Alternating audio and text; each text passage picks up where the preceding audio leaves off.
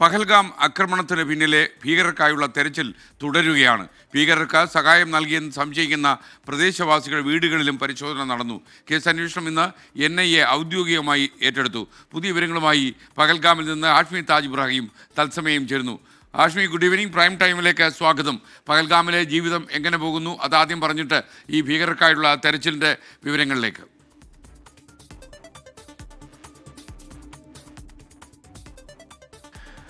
Thank you. നമ്മൾ പഹൽഗാമിൽ നിന്ന് ഈ രാത്രി ഒന്ന് ശ്രീനഗറിലേക്ക് വന്നു. നാളെ വീണ്ടും പഹൽഗാമിൽ മടങ്ങാനുള്ളതാണ്. എന്തായാലും തുടക്കത്തിൽ പറയുന്നത് പോലെ ഇന്ന് ദേശീയ അന്വേഷണ ഏജൻസി NIA ഈ അന്വേഷണം ഒഫീഷ്യലി ഏറ്റെടുത്ത ദിവസമാണ് ജമ്മു കാശ്മീർ പോലീസിന്റെ കൈവശം. നേരത്തെ അവർ പരിശോധന തുടങ്ങിയതാണെങ്കിൽ കൂടിയും ഒഫീഷ്യലി ആഭ്യന്തര മന്ത്രാലയത്തിന്റെ നിർദ്ദേശപ്രകാരം ഏറ്റെടുക്കുന്നു എന്ന പ്രത്യേകത ഈ ദിവസത്തിലുണ്ട്. നാളെ ഈ സംഭവങ്ങൾ, ഈ 26 നിരപരാധികളുടെ കൂട്ടക്കുരുതിക്ക് കാരണമായി സംഭവങ്ങൾ എങ്ങനെ ഉണ്ടായി തുടങ്ങിയ സംഭവ വികാസങ്ങൾ ഒന്നുകൂടി റീക്രിയേറ്റ് ചെയ്യാൻ അടക്കമുള്ള സംഭവങ്ങൾ ഉള്ള അന്വേഷണ രീതികൾ NIA ദേശീയ അന്വേഷണ ഏജൻസി ബൈസൺ വാലി നടക്കും. നമുക്ക് അതിന് കൂടുതൽ വിശദാംശങ്ങൾ ചില മീഡിയ അഡ്വൈസർ കാരണം നമുക്ക് പുറത്തേക്ക് പറയാൻ നിലവിൽ ഇപ്പോൾ കഴിയില്ല. എന്തായാലും അതിനിടയിലാണ് ഏറ്റവും പ്രധാനപ്പെട്ട ഒരു തെളിവ് ദേശീയ അന്വേഷണ ഏജൻസിക്ക് വീണ് കിട്ടുന്നത്. അത് അവിടെ പ്രാദേശിക ഫോട്ടോഗ്രാഫർ ചിത്രീകരിച്ച ചിത്രങ്ങളാണ്.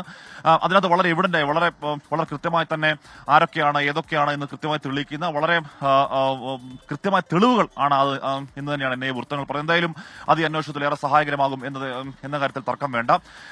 അതിനിടയിൽ ഇന്നിപ്പോൾ ജമ്മു കാശ്മീർ മുഖ്യമന്ത്രി ഒമർ അബ്ദുള്ള തീവ്രവാദത്തിനെതിരെ തുറന്ന യുദ്ധം പ്രഖ്യാപിച്ച ദിവസം കൂടിയാണ്. മുഫ്തി മുഹമ്മദ് സയ്യിദും അക്കാര്യം പറയുന്നുണ്ടായിരുന്നു. പക്ഷേ അതിനിടയിൽ അവർ പറയുന്നത് തീർച്ചയായും തീവ്രവാദികളെ അവർക്ക് പരമാവധി ശിക്ഷ നൽകുമ്പോൾ തന്നെ, അവരെ ഏതാണ്ട് ഫിനിഷ് ഓഫ് ചെയ്യുമ്പോൾ തന്നെ ഏതെങ്കിലും തരത്തിൽ നിരപരാധികളുടെ മേലേക്ക് സംശയത്തിന് കണ്ട് പോകരുത് എന്നുകൂടി അവർ അന്വേഷണ ഏജൻസികൾക്ക് ഒരു നിർദ്ദേശം പോലെ നൽകുന്നുണ്ട്. അതിനിടയിലും ഈ പാകിസ്ഥാന്റെ ഈ രീതിയിലുള്ള അതിഭീകരമായ ആണവായുധ ഭീഷണികൾ തമാശ എന്നോണം വീണ്ടും തുടരുന്നുണ്ട്.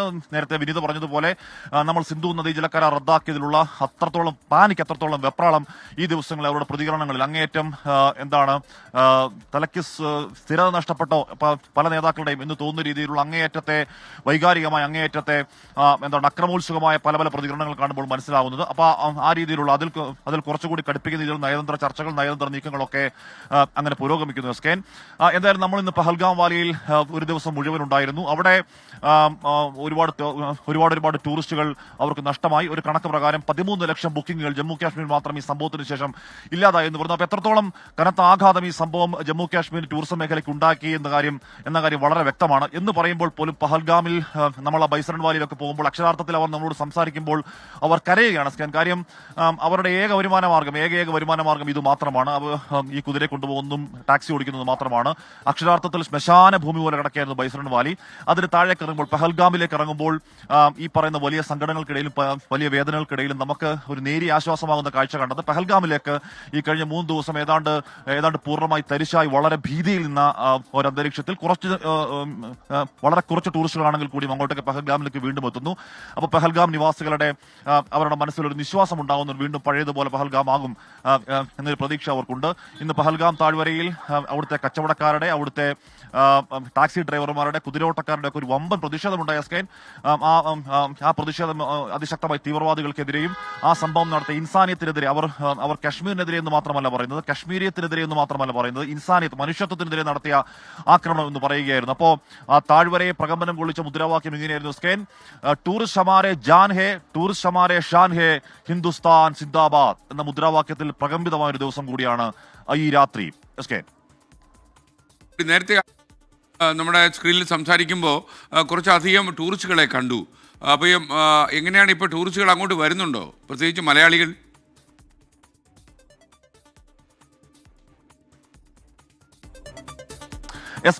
ഉറപ്പായും 26 നിരപരാധികളുടെ കൂട്ടക്കുരുവി നടന്ന ഒരു സ്ഥലമാണ്. അതിന്റെ പെയിനും അതിന്റെ ഓർമ്മകളും എന്തായാലും ഇല്ലാതാവില്ല. അതുണ്ടാക്കുന്ന ഷോക്ക്, അതുണ്ടാക്കുന്ന നഷ്ടം ഇതിനോടകം തന്നെ ടൂറിസ്റ്റ് മേഖലയ്ക്ക് ഉണ്ടായിട്ടുണ്ട്. ഒരു ദിവസം 4000-5000 ടൂറിസ്റ്റുകൾ വരുന്ന സ്ഥലമായിരുന്നു അത് നമ്മൾ ഇന്നലെ രാത്രി എൻകൗണ്ടർ ചെയ്യാൻ അവിടെ പോകുമ്പോൾ അവിടെ രാത്രിയിലെ തണുപ്പ് ആസ്വദിക്കാൻ പോലും ടൂറിസ്റ്റുകൾ പുറത്തേക്ക് ഇറങ്ങുന്ന സ്ഥലമാണെന്ന് പറഞ്ഞു. അവർ പറയുന്നുണ്ടായിരുന്നു, ചരിത്രത്തിൽ ഇന്നേ വരെ പഹൽഗാം ഈ രീതിയിൽ നിശബ്ദമായിട്ടുള്ള രീതിയിൽ മൂകമായിട്ടില്ല എന്ന് അവർ കരഞ്ഞുകൊണ്ട് പറയുന്നുണ്ടായിരുന്നു.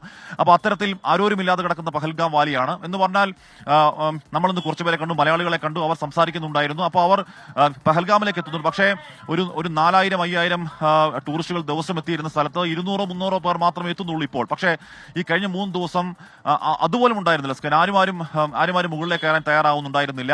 അതിന്റെ ഏറ്റവും പ്രകടമായ ഉദാഹരണം എസ് കെ, നമ്മളിപ്പോൾ ഞാൻ നേരത്തെ പറഞ്ഞു, നമ്മളിപ്പോൾ താമസിക്കുന്ന ഹോട്ടൽ 18,000 രൂപയാണ്. അവിടെ പഹൽഗാമിൽ താമസിച്ച ഹോട്ടൽ ഒരു ദിവസം 18,000 രൂപയായിരുന്നു റെന്റ്. നമ്മൾ താമസിക്കുന്ന 1,500 രൂപ മാത്രമാണ് അവർ വാങ്ങുന്നത്. അത്രത്തോളം എല്ലാ മേഖലയിലും ഇപ്പോ ഹോട്ടലാവട്ടെ, ടാക്സി ഫെയർ ആവട്ടെ, എല്ലാം വല്ലാതെ കുത്തനെ ഇടിക്കേണ്ട സാഹചര്യം അവർക്ക് ഉണ്ടാകുന്നു. അപ്പൊ അത്രത്തോളം ദയനീയമായ സാഹചര്യത്തിൽ നിന്നും ആക്രമണത്തിന്റെ ഈ പറയുന്ന ദുരന്തത്തിന്റെ ഓർമ്മകൾ അവിടെ അങ്ങനെ നിലനിൽക്കുമ്പോൾ തന്നെ 4ാം ദിവസം കുറച്ചു പേരെങ്കിലും മല കയറി പഹൽഗാമിലേക്ക് എത്തുന്നത് അവർക്ക് വലിയ സന്തോഷമാണ്. അവരെ വലിയ ആദരവോടുകൂടി അവർ സ്വീകരിക്കുന്നു. അവരെ നമ്മൾ പൊന്നുപോലെ നോക്കുന്നു പറയില്ലേ, അങ്ങനെ പൊന്നുപോലെ നോക്കുന്നു.